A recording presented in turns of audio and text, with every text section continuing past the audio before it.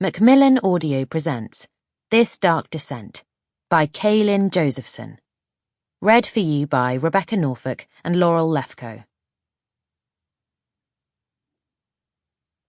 To anyone who has ever felt as though they are not enough. Part 1. In the beginning, the four harbingers gifted magic to humanity. Rark, the armoured bull, gave physical enchantments for strength and speed. Skyless, the burning light, granted behaviour enchantments to stoke fury and invoke docility. Leigh, the great serpent, offered energy enchantments, creating light and heat. And Aslir, the bright star, bestowed ethereal enchantments so that humanity might always find its way home. Chapter 1. Mikira.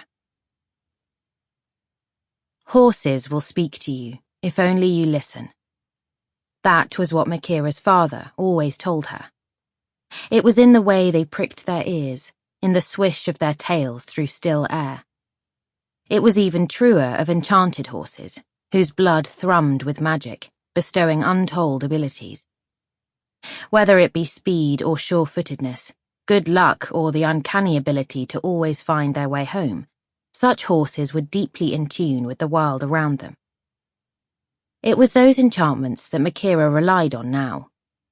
Dressed in all black, from her worn riding boots to the plain mask obscuring her face, she sat tall on Erie's back as the stallion tossed his head, nickering impatiently. Enchanted for speed, the desire to run was as much a part of him as bone or blood, just as it was a part of Mikira. The twisting maze of Veradell's tunnels, tonight's racecourse, stretched into dimly lit shadows ahead. The city's underground passages would be narrow, the turns tight and easy to miss. Breathing deep, Mikira shut out the excited murmur of the crowd, the sharp scrape of hooves against stone as horses jostled for space at the starting line, and the ever-present reminder that she could not go home empty-handed tonight. "Are you all ready to see some action?" called Janest, the race's owner and announcer. A slender, muscular woman with brown skin, she barely approached the rider's shoulders, even standing on an empty gun crate in the middle of the tunnel. Still, you couldn't miss her, dressed as she was in an ornate jacket covered in glass jewels and sequins, a mockery of the extravagant garments favoured by the nobility, and a blue and white scaled mask emulating the great serpent, Leigh, one of the four harbingers said to have brought magic to humanity.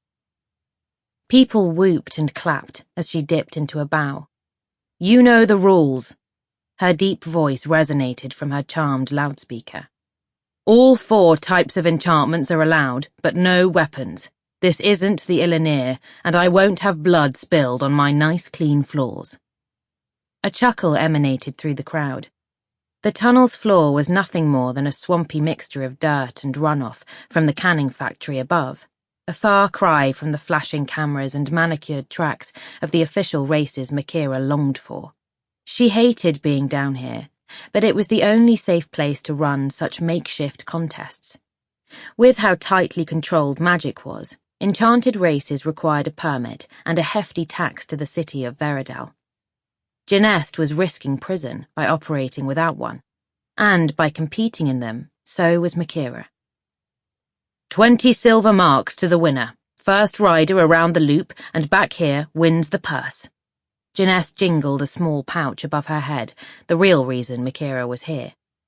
"Take your marks, get ready, race!" The horses bolted. Erie easily beat half into the first turn, their enchantments either not for speed or too weak to bestow any real advantage. Mikira forgot everything but the feel of the race as they barreled along the tunnel. Her body moved with Erie's like a reflection, adrenaline rushing through her in a heady thrum, sharpening everything into stark focus. As they leaned into the second turn, a rider wearing a green and brown half-mask imitating the harbinger Rark approached them. Something glinted, and Mikira barely dodged their blade. Freeing Sample complete. Ready to continue?